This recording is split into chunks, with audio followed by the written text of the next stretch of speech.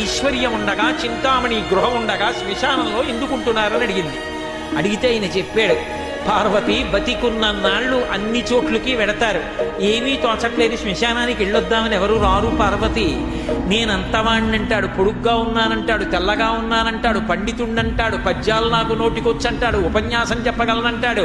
నాకు పాటలొచ్చంటాడు, నేను నాట్యం చేస్తానంటాడు, నేను అధికారినంటాడు, నా దగ్గర డబ్బు ఉందంటాడు. ఇన్ని ఉన్నాయనుకున్న వాడిలోంచి ఊపిరి బయటికి వెళ్ళిపోయిన తరువాత వాడిని తీసుకెళ్లి 4 కొత్త కర్రల మీద పడుకోబెట్టి చాప చుట్టి తాడు కట్టి పైన నూలుబట్ట కప్పి తీసుకొచ్చి అన్నీ తీసేసి కర్రల మీద పడుకోబెట్టి కాల్చేస్తుంటే జీవుడు లేచి నిలబడి పుర్రె పగిలిపోయిన తరువాత కన్న కొడుకు కూడా స్నానం చేసి వెళ్ళిపోతుంటే చీకటి పడిపోయాక,